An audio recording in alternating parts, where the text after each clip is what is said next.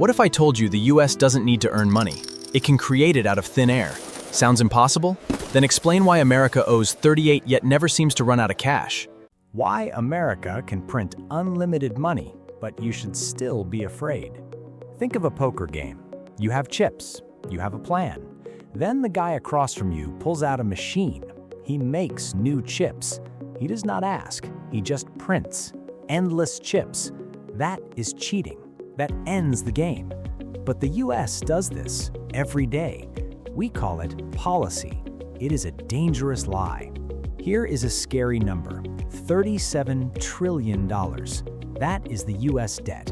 That was the debt in August 2025. It is 127% of the whole US economy. Divide that by every American. Each person owes over $108,000. But that number is old now. By October 2025, the debt hit $38 trillion. It keeps going up. The US debt grows by $70,000 every second. Every tick of the clock adds a year of your pay to the bill. Big numbers are hard to feel. They are just dots on a screen. But here's a real fact. In 2025, the US paid $1.2 trillion in interest. That is more than the whole defense budget. For every $6.50 the government spends, $1 goes to interest, not to roads, not to schools, not to healthcare, just interest on money it already borrowed to pay off older loans. So here's the big question. How can a country with $38 trillion in debt keep borrowing? How can a country that prints money not fall apart? And what happens when the world stops believing the trick? Let's go back in time. August 15, 1971. President Nixon is at Camp David. He is about to change the world. For decades, the dollar was tied to gold. Since 1944, other countries could trade dollars for real gold, $35 for 1 ounce of gold. The dollar was as good as gold. But there was a problem. The US printed more dollars than it had gold. War in Vietnam cost money. Social programs cost money. The bill came due. Other countries asked for their gold. They said, "Give us our gold."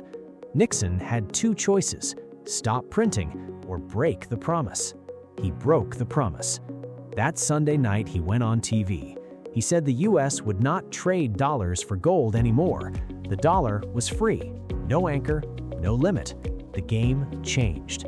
The US turned its money into an IOU, backed by nothing but trust. Here's the part they don't tell you. This was not the end of the dollar. It was the start of its power. Nixon made the US a debtor nation, a nation that can never go broke. Why? Because its debt is in its own currency. The US does not need to borrow dollars from others. It just prints them.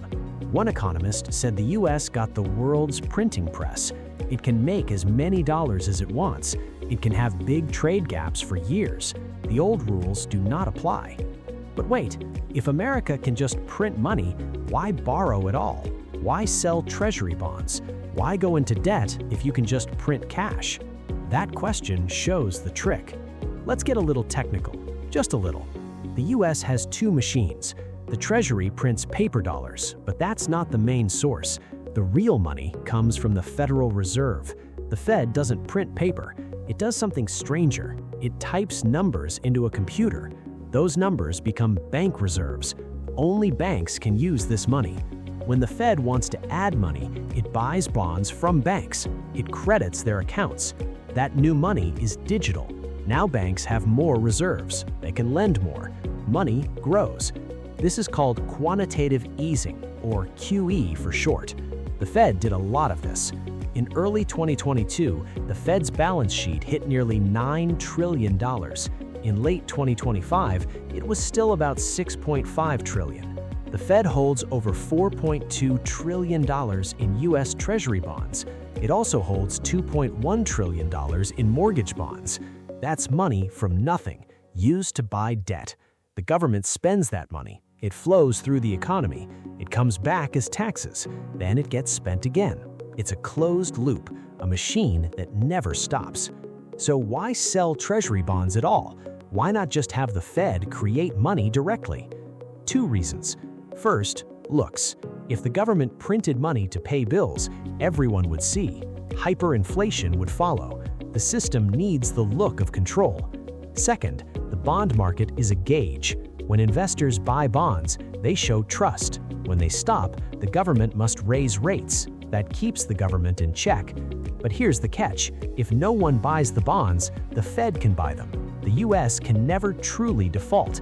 It can always print dollars to pay. That's the safety net. It's also the trap. Now it gets scary. The US is in a corner. It must borrow to pay debt.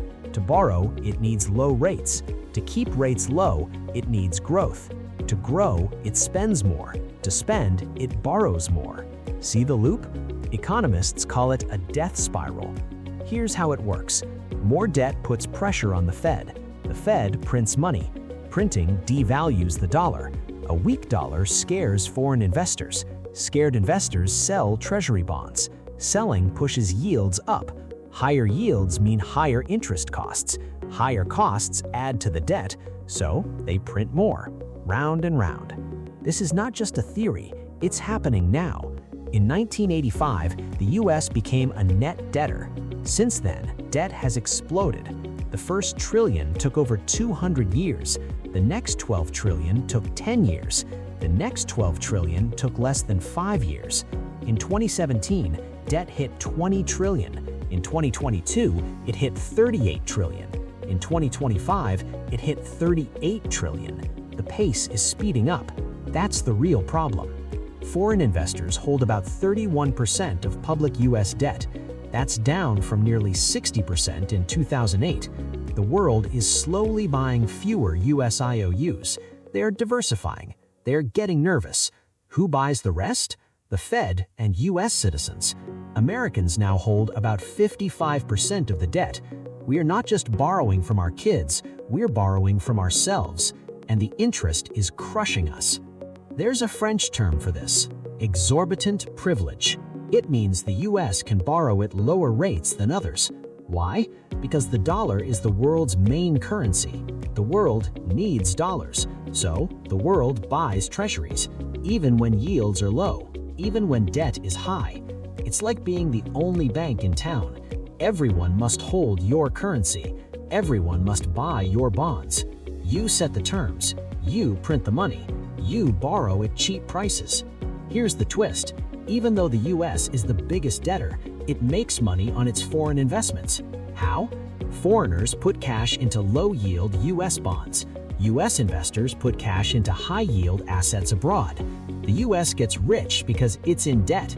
It profits from its own loans. That's not economics, that's magic. But magic only works if people believe in it. Let's be honest, the news says the US economy is strong. Jobs are up, growth is steady, stocks are high. That might be true, for now, but under the surface, things are cracking. The dollar's share of global reserves has dropped. It fell below 60%. It stayed there for 11 quarters. By the end of 2025, it was about 56.8%. That's the lowest in 30 years. Central banks are buying gold like crazy. In 2025, global gold reserves passed foreign-held US treasuries in value. Gold prices jumped nearly 70% in 2025. That's not trust in paper money. The world is quietly hedging against the dollar. They are not leaving it yet, but they are preparing. The US government doesn't help.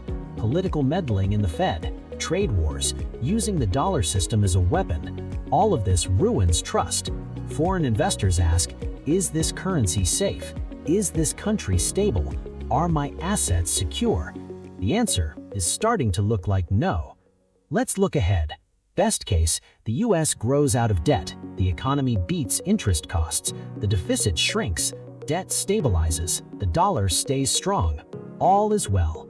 Worst case, debt keeps growing, interest eats the budget, the Fed prints more money, inflation rises, the dollar weakens, foreign investors leave, rates spike, the death spiral speeds up. Which is more likely? Look at the numbers. US debt is 127% of GDP. The CBO says it will hit 107% of GDP by 2029. It will hit 156% by 2055. Interest is already the third biggest budget item. The US adds about $1 trillion in new debt every 100 days. The math doesn't work. Not forever. Some say it doesn't matter. That's called modern monetary theory. MMT says a country that prints its own money cannot go broke. It can always print more. Deficits don't matter. Debt doesn't matter. Taxes can stop inflation. It sounds easy. It sounds like a free pass. But here's the problem. MMT failed in real life. It assumes people will pay taxes. It assumes the economy will act right. It assumes inflation will behave.